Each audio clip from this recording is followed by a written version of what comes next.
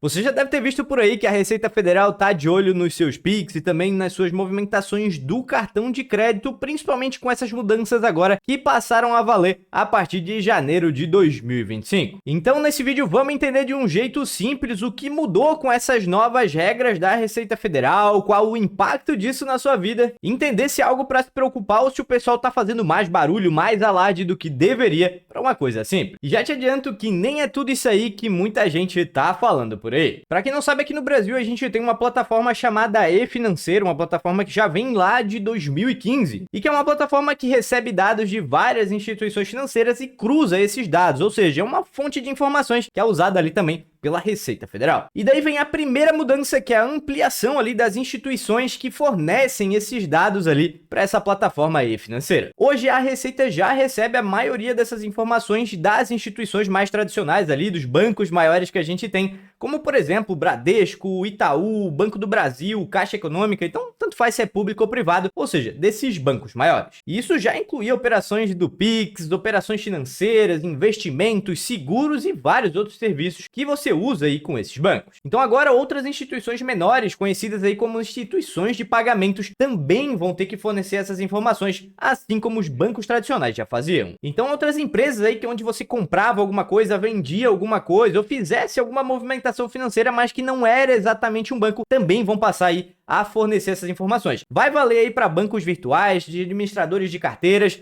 grandes varejistas que fornecem aí cartões, por exemplo, ou contas digitais, e até mesmo aí administradoras de cartões. Ou seja, o leque de opções agora é maior e, ou seja, vai ter mais informações sendo enviadas ali para a Receita Federal. E se você é uma pessoa mais técnica ou gosta de ver no detalhe, aqui a gente tem nesse próprio documento aqui que a gente tem da Receita Federal, a gente pode ver aqui todas as instituições que agora vão começar a fazer parte desse sistema da e-financeira e fornecer também os dados. E só para você entender o prazo final para o primeiro semestre, para esses dados do primeiro semestre, para essas instituições se adaptarem e já entregarem esses dados é lá para agosto de 2025. Ou seja, até lá, esses dados aí do primeiro semestre já têm que ter sido entregues. Ou seja, quanto a essa mudança, a plataforma já existia, eles já tinham acesso a nossos dados, o que aconteceu é que agora eles vão ter acesso a mais dados de mais instituições, que vai permitir que eles cruzem mais informações para encontrar irregularidades. De forma resumida, encontrar quem não está pagando imposto ali, quem está sonegando o pagamento. E aí a gente vem para a segunda mudança, que é uma mudança nos valores ali, que obrigam nessas instituições a fornecerem os seus dados lá para essa plataforma da Receita Federal. Até então, quando suas movimentações ali elas superassem R$2.000 para pessoa física e R$5.000 para pessoa jurídica, já tinha que ter essa informação, né? Esse envio dessa informação. E com a mudança que a gente tem agora, esses limites subiram para 5.000 na pessoa física e 15.000 na pessoa jurídica. E essa mudança a gente pode ver aqui também diretamente no documento que foi fornecido aqui pela Receita Federal. Ou seja, a gente teve um aumento desses limites que obrigam essa informação das movimentações mensalmente. Porém, isso não vai impedir dessa informação ser enviada para a Receita, porque por mais que você não atinja esses valores que está aqui nesse chamado artigo 24, quando a gente vai para o artigo seguinte, logo aqui embaixo, a gente vai ver aqui que quando não atingir aqueles limites, ou seja, você não enviou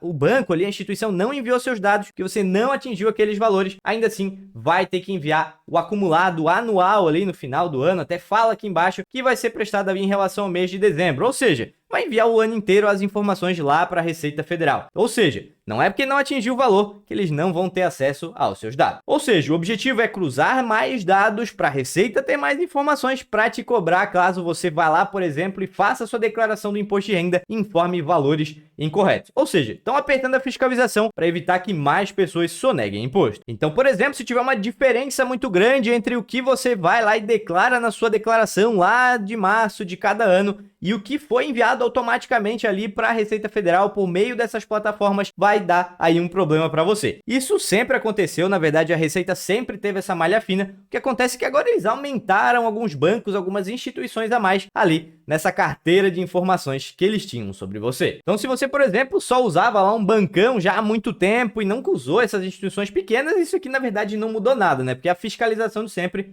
teve. Aqui um ponto importante, se você, por exemplo, é uma pessoa que compra muitas coisas ali no seu cartão de crédito para outras pessoas, porque de alguma forma, em algum momento, isso pode gerar uma diferença grande ali, te fazer cair na malha fina. Se você, por exemplo, declarou ali que recebeu 30 mil reais no ano e você gastou 60 mil, mesmo que esses valores não sejam seus, isso vai sim te fazer, por exemplo, se a Receita vê aquilo ali, vai vir atrás de você e te colocar na malha fina. E aí é fato, se a Receita comprovar algum tipo de sonegação, você pode ter multas ali no meio que vão de 75% até 150% do valor que você não pagou. E aí, obviamente, você tem como recorrer disso caso seja injusto com você ou, por exemplo, você seja essa pessoa que comprou coisas para as outras pessoas. Claro, você vai ter que provar isso, vai ter que ter informações, vai ter que ter documentos. Por isso, manter nota fiscal, recibo ou qualquer coisa aí que comprove ali a questão do que você gastou, do que não foi para você, do que foi para você, vai te ajudar bastante. Mas, de novo, lembrando, isso sempre acontecia. As mudanças agora foram apenas para aumentar ali o leque de informações que eles têm. Enfim, governo após governo, todo mundo quer gastar, gastar e gastar cada vez mais e para solucionar isso eles querem arrecadar, né, cobrar mais impostos e não cortar esses gastos. Então é um movimento que vem acontecendo e que vai continuar acontecendo cada vez mais dos governos apertarem esse cerco para conseguirem tirar aquelas pessoas que estão, por exemplo, com uma evasão fiscal, que estão conseguindo sonegar imposto, que não estão pagando imposto, para pegar cada vez mais pessoas e conseguir cobrar esses impostos. Isso vem de muito antes do Pix, obviamente que o Pix acabou facilitando isso, né, dando mais essas informações para o governo, né, para a Receita Federal. E obviamente, se futuramente a gente tiver a nossa Drex aí, essa moeda digital que o governo quer lançar aqui no Brasil e ela via se efetivar, isso vai ficar ainda mais difícil, porque vai apertar muito mais para as pessoas, por exemplo, conseguirem aí ter essa opção aí, né, de sonegar imposto. E o fato é, como quase tudo hoje depende de movimentação digital ou até mesmo operação ali no cartão de crédito, é muito difícil sim, por exemplo, a pessoa conseguir esconder o dinheiro dela. Eu não digo que é justo, considerando que a maioria dos brasileiros tem que se ferrar literalmente trabalhando, enquanto milhares de políticos ali vivem de regalias e mais regalias, enriquecendo loucamente e em muitos casos roubando, né, cada vez mais, para no fim não ter nenhuma penalidade ou quando tem uma penalidade acaba pegando lá uma prisão domiciliar numa mansão que eles construíram roubando o dinheiro.